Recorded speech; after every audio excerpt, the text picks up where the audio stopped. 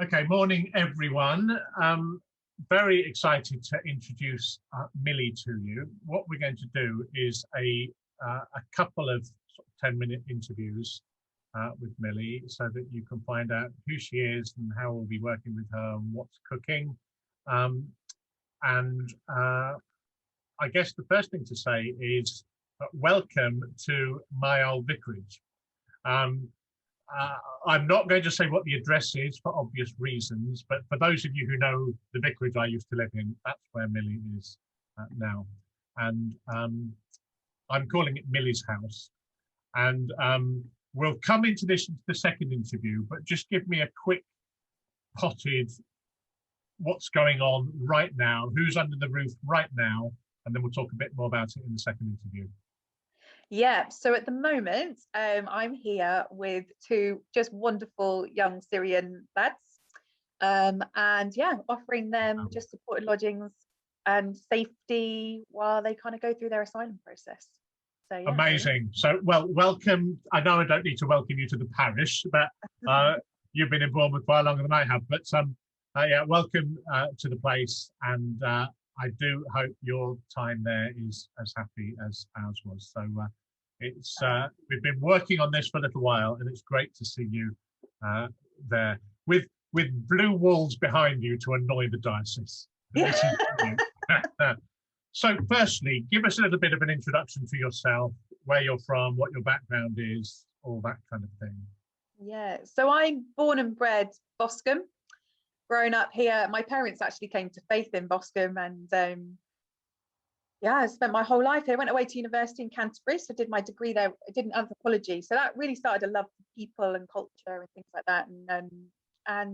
Yeah, and then kind of came back from university and always knew I wanted to do something with my life that was in line with my values, which is very much has always been about people and about loving people, and particularly people for whom life is a struggle. And so yeah, I mean, that led me into teaching. It led me into now charity work that I work with families. It's led me to kind of the last 10 years working with people in addiction. And now this is the new journey and adventure. So yeah, wow. Exciting. Wow. I won't say glutton for punishment, but it sounds like you've always put yourself in the way of and alongside and serving people who are vulnerable, or for whom, as you say, life is difficult in some way. How has that kind of matched in with your faith? What was your what was your upbringing like? What was the version of Christianity that you were birthed into that has led to this? Yeah, I mean, I've been incredibly blessed from an amazing family, and I grew up in an incredible church that really had people at the heart of it, and church right in the middle of Boscombe was St John's at the time, when Godfrey Taylor was there, from many people who might have known him over the years. And it was always just instilled with me, like it goes hand in hand like a seesaw. Our faith and how we love and serve others, and particularly people who are marginalized and poor, it's just, I don't know, for me, I can't have one without the other. Like they're just integral parts of my faith. And I just remember somebody once saying, you know, if you want to stay close to Jesus, stay close to those who are suffering, because you know, Jesus was a suffering God. And so it's always been a huge part of my life. And there's a lovely verse, I think it's in Matthew, and it says, of him who's been given much, of much is required. And I just have felt that, not as any kind of guilt, but just as this beautiful challenge of life. It just say, like, I've been gifted with so much over my life. Like I have a lot then that I can give. And so it's my happiest place is just when I'm with people, and I see Jesus there more than I ever have in anywhere else, any worship service, the closest I am to him is when I'm with people who are struggling and suffering. And it's the absolute joy of my life to be able to, you know, be with people and be there for them, and in some way, shape and form to show them the love of Jesus. So yeah. When I first went to Africa, a colleague I went with said to me, you will experience Jesus in the poor in a way that you never have done in, as you say, a worship service or in a church gathering. And it's sometimes slightly difficult to explain, isn't it, to people that don't always understand that. It's how you experience Jesus in other people. But Yeah. it's something that is obviously quite vivid to you, and and, and very good. But it doesn't mean that you don't get knackered and burnt out and tired and weary and thinking, what's the point of all of this? Because it's easy to feel that at the same time, isn't it? Oh, massively. And if anything, I've got more questions now than I ever have about everything. But I think part of that's just living in the mystery of it all and just embracing the mystery and just, yeah, there's a lot that I don't know. But there's this lovely verse. I think it's from the Talmud, which is the old sort of Jewish writings, and it says, "Don't be overwhelmed by the world's grief. Do justly now, love mercy now, walk humbly now. We're not obligated to complete the work, but neither are we free to abandon it." And I just think that, I just think, well, what can I do now? What's in my hand now? What have I got with my time, my gifts, my resources, my connections? What can I do with that will just make the world a better place? Because I think ultimately that's just the kingdom of God, right? It's Jesus' perfect rule and reign was on the earth. Like, what would that look like? And I'm like, it would look like every kid that's made their way across left everything they know and love, crossed the whole of Europe and ended up in this country. Like, it looks like them having a home and having family. Like, it looks like the kids in my school knowing that they're loved, cared for, and got best education. It looks like, so many different things. And so I just think that's always at the back of my mind, is if everything was said and done in the world and it was all over, like, and everything was put, what would it be and what would it look like, and how can I just be a part of bringing that now? And so that's kind of where, or how I live, really, I think. So yeah. I'm just trying to remember that phrase you said. So we don't have, we're not obligated to finish it. Yeah. And what was the next bit? But nor are we to abandon it. Free to abandon it. Very good.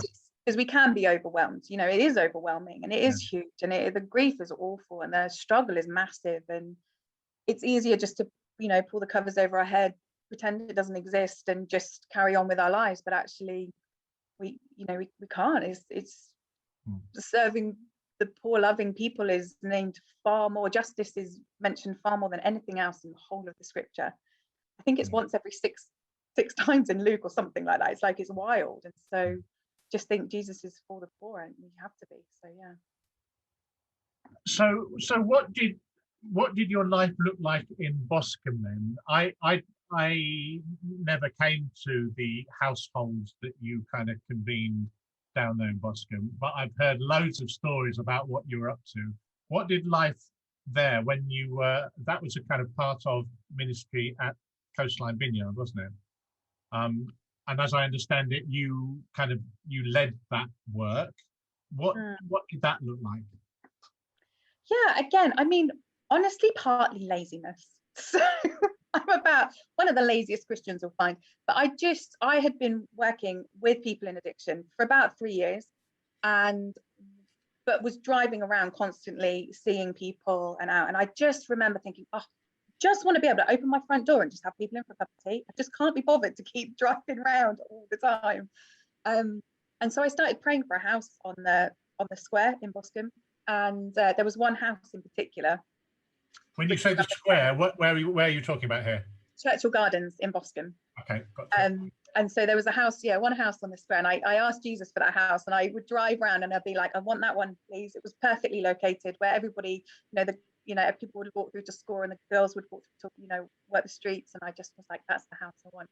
And a few years later, it appeared on a Dispatches documentary, as Britain's worst crack house. And so as a result of that, the landlord, who's Dave Wells, called the church and was like, we've got this house and we need to do something with it because it's just been featured on this documentary. Do you want it? And they were like, well, where's the house? And it was like, it's 10 Borthwick Road. And I was like, well, that's the house I've just been asking Jesus for the last however many years. And so we moved in, and I just remember Jesus just saying, just be interruptible and available. Like, as all we did was just read the scriptures and go, okay, well, this isn't a bedtime story. Like, how did Jesus do it? Okay, he was always interrupted. Okay, so how do we create as much space and time in our lives just to be interrupted and just see what kind of Jesus does? And that was really it, really. We just, we worked out how little we could work, so we could have, we could still pay our rent and feed ourselves and things like that, but how much time could we really give and offer? And And Boscombe is a place where people have a lot of time, and so you do need a lot of time to be with people. And that was it, really. Just, you know, the things that God did just with the interruptions of life was just incredible in a way that I still can't believe. If you told me 10 years ago that this was what my life would have looked like, I probably never would have started. But I remember driving down the road once, and I mean, much of our life was just eating with people. We would just open our home in the evenings, and there was always enough food. I remember saying to Jesus, again, because I'm lazy, I can't be bothered to work out how much food there needs to be, so we'll make it. We're just going to trust that the right number of people are going to show up to feed. And we used to have this pot, and it didn't matter if there was 8 people around the table or 20. Like, this pot would just always feed everyone. And there became this saying in the neighborhood that there's always enough. Like, you can always go for dinner because there's always enough. And there literally always was. There's always enough. And so that was it, really. And we would put big tables out on the park, and the neighbors would all come out, and everybody would bring a bit of food, and we'd just sit and talk.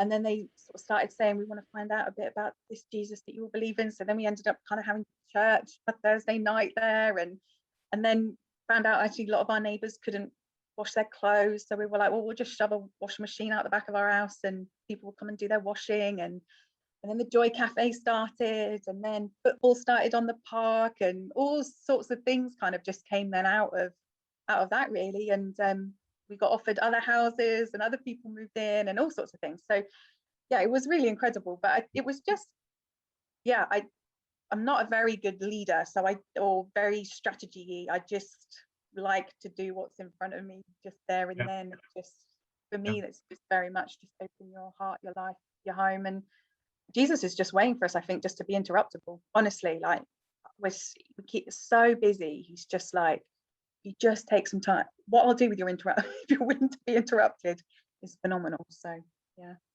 We're not in the parish of WMC. You probably gathered we're not a very sort of what would Jesus do trendy band around the wrist kind of thing. And I don't think you wear one either. But it is that question of where the context in which I am and I find myself. What are the things that Jesus would do, and how do I follow? And it sounds like that's been behind everything that you've done, and it sounds like that's what's motivating you for this next venture in your life, which you're now kind of strangely and weirdly doing kind of in partnership and alongside one another. And which is great. We'll hear in the next interview what it is you're going to be doing, perhaps in a bit more detail at Millie's house, and ways in which we can help and get alongside that, because judging by our lot, they will want to know, how do we get behind this, and how do we? Well, welcome back, everyone. This is our second interview with Millie Hawley. Welcome back, Millie. Nice to see you again. I'm hoping everybody will have seen your previous interview. If you haven't seen it, go back on the Facebook page or the YouTube feed, and it'll be probably in the previous service to whenever this one goes out. So in the first interview, you introduced yourself and told us all about your life and studies and times in Boscombe. You were in St John's Church, weren't you? So you've got an Anglican formation. I think St John's is now quite different to what it used to be when you were growing up. We probably won't make any more comments about that. But you then have been part of Coastline Vineyard for a few years, haven't you? Where you've got lots of friends. For those of you who don't know, there's some people who join our feeds who aren't local.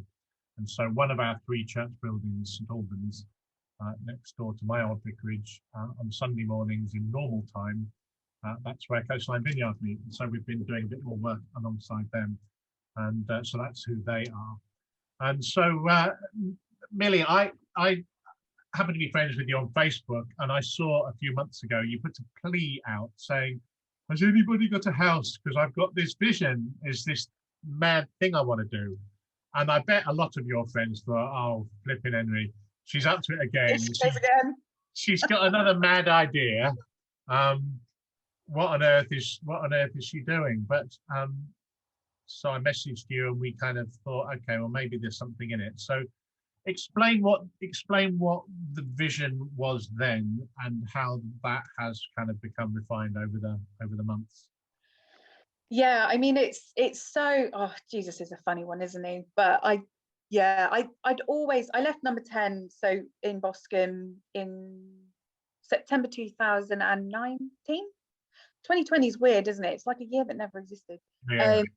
Pretty tired, pretty burnt out, and also knowing that a lot of my work, so my other job that I do is where I work for Safe Families, and we work to support kind of families to prevent kids going into care. But it really has started a heart in me to want to foster, to want to look after young people, children, whoever really, and just share my home in that way. And I thought, you know, being single, house prices here, fostering's not a great income, all the rest of it. I thought the only thing I'm going to be able to do is to go overseas, go back into teaching. I can earn far more overseas and go and do that.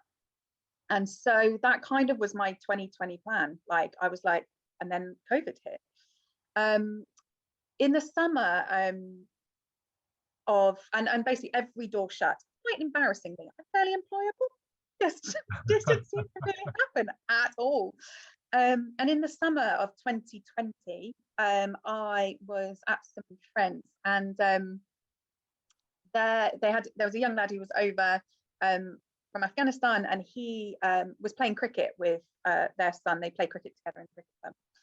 And I was literally just putting my washing out on the line, and he was telling a little bit of his story and his journey. He was kind of seeking asylum here.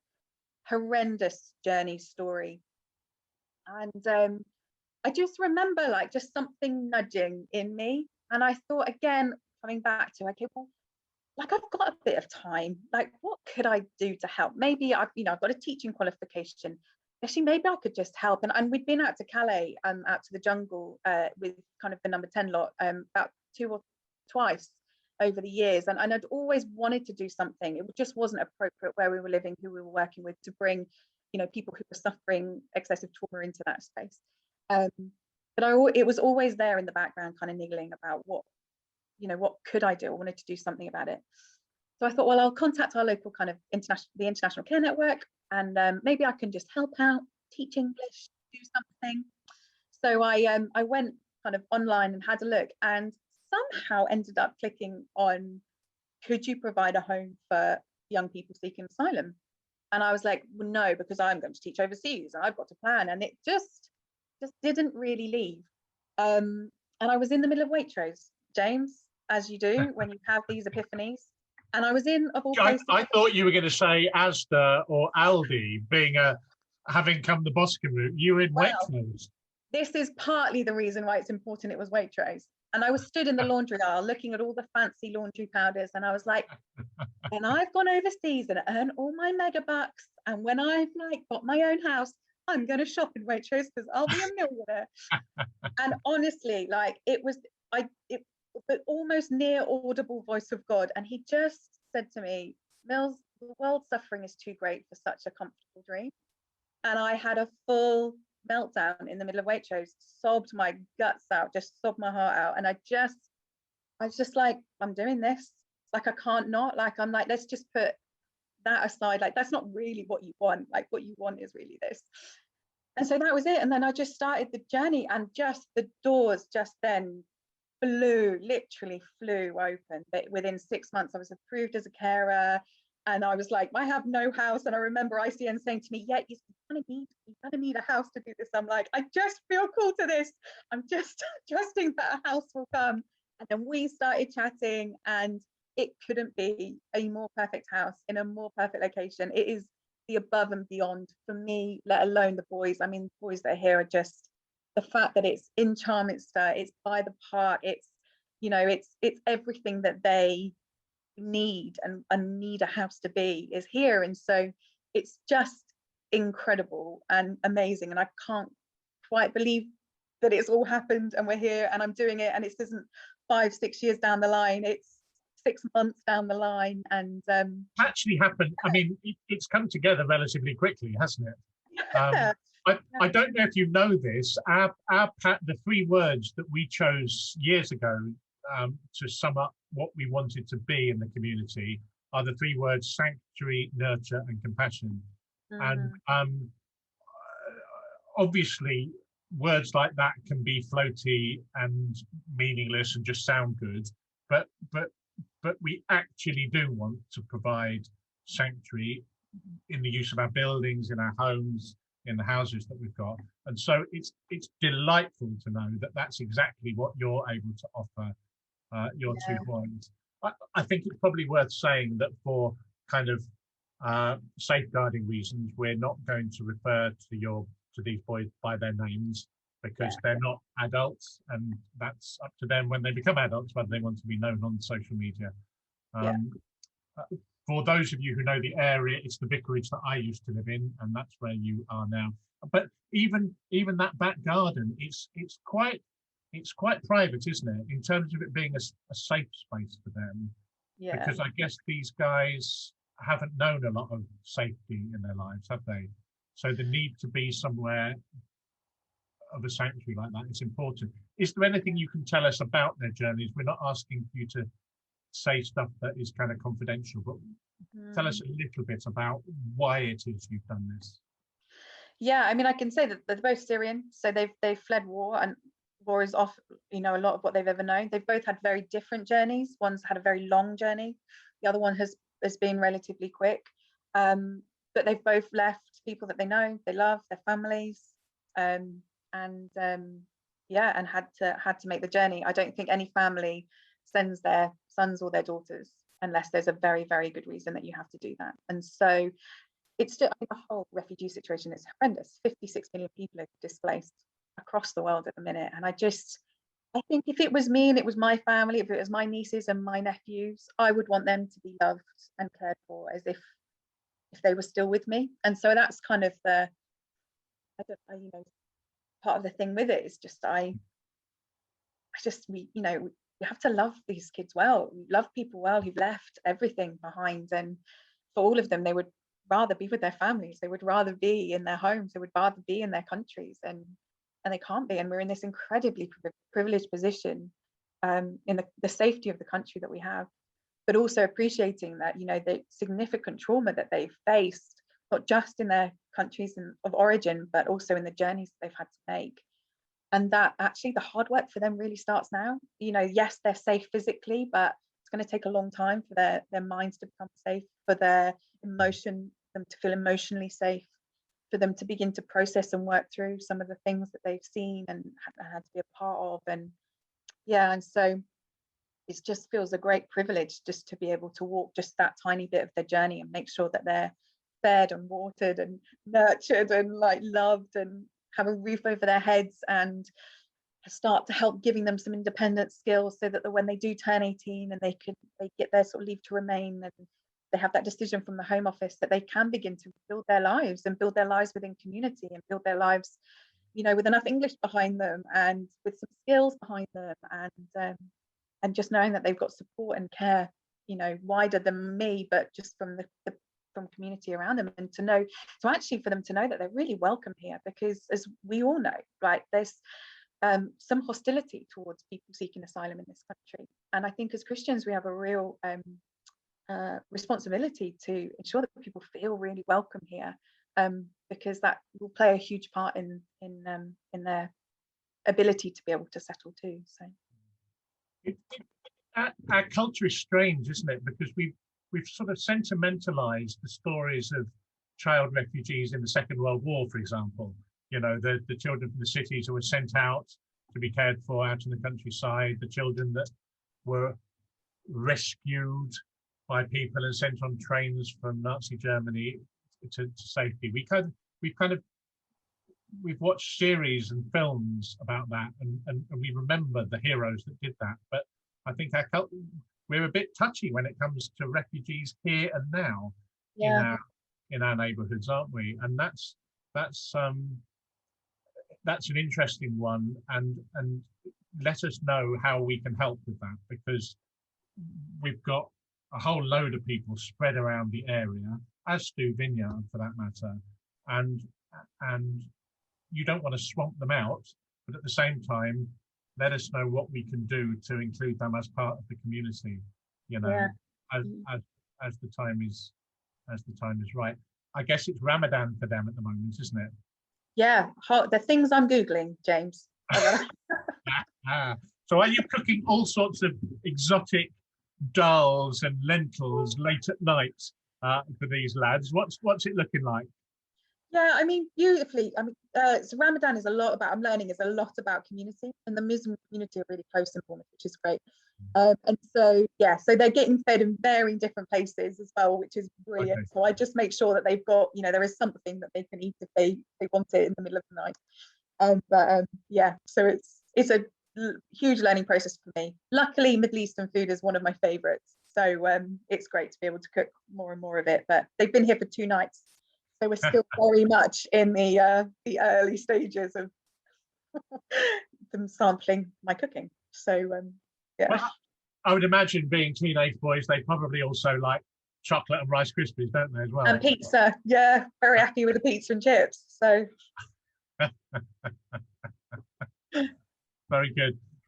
So what can we do? I mean, I know we don't want to swamp you with invitations to bring your boys to places when they're not ready for all the people, but is there anything we can do in the immediate future in terms of maybe needs that you have or they have? yeah, absolutely. I mean, it is going to take them a bit of time to settle and all the rest of it, and you know, all that side of things. Um, but I mean, immediate needs is they would love bikes, so that just opens up their kind of world a little bit. It's coming into the summer. Yeah. They arrived here in the middle of winter, in the middle of COVID, and all the rest of it. So, just, you know, part of them just being out, being able to explore the local area will be really good for them. So yeah, would love. We've been chatting, haven't we? Just Michael House over in Boscombe have got a bike regeneration project, which is brilliant. So they're taking and repurposing and adding bits onto bikes, and then sort of selling those on. So what we'd love to do is be able to get them bikes. There might well be the opportunity. There are quite a few other kids around in the parish, young asylum seeking kids who would also love bikes as well. So you know, who knows where this could go, but it's, yeah, bikes has been one of the things that's been asked for. And if anybody has a games console or something like that, that also could be quite a good little option as well. So yes, one of the things I'm wondering about whether bring into the house is yeah, just something different than for them to do. Okay, so with regard to the bikes then, if we're going to get these bikes from the Michael House project, which would be a great thing to do actually, because then our money is helping 2 lots of people at once. Yeah, brilliant, isn't it? Yeah. So, I think what we'll do is from now we'll talk about the bike project, and the bike project refers to the bikes for the boys at Millie's house, and we'll gather as much cash as we can, and we'll get the right size bikes and the right spec bikes from Michael House Regeneration Project, and any money left over can go to providing bikes for other young people who you know of in the area. And there'll be people that are known to ICN, International Care Network, aren't they? Yeah, so there's a new arrivals house. So literally as the young people arrive, it's where they kind of become a little bit more stimulated before they end up in a longer term place. Okay. So yeah.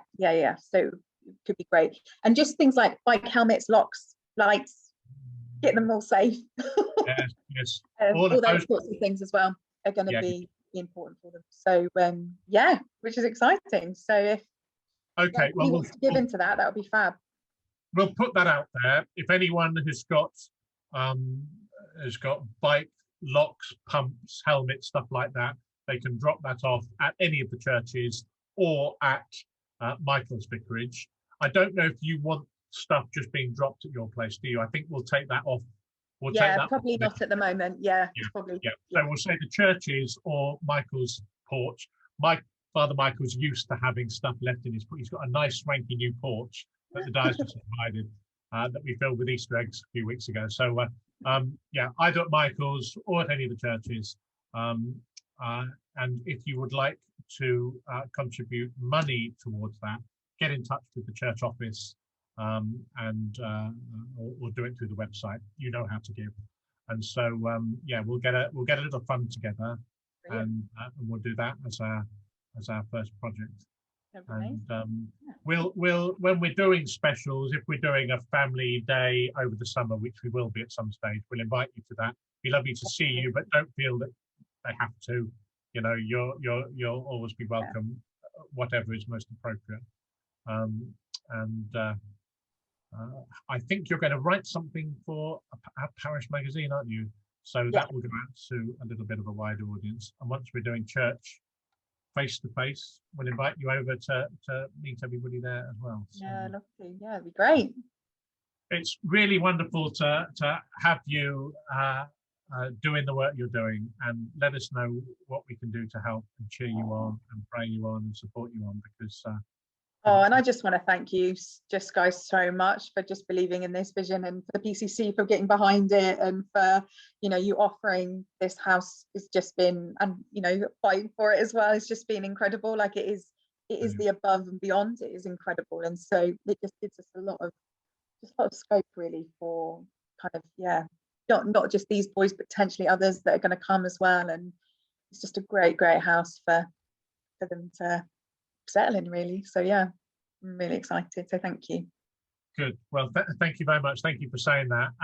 And for us Anglicans, we need to pray our socks off that the diocese don't decide they have another use for the place, and that this is the most wonderful vision possible, and that it's something that they can be talking about as well as us. So wonderful. Thank you very much indeed, and look forward to seeing you face to face in real time as soon as we possibly can. Yeah, absolutely. That's amazing. Thanks, James. See you soon. Bye. Bye.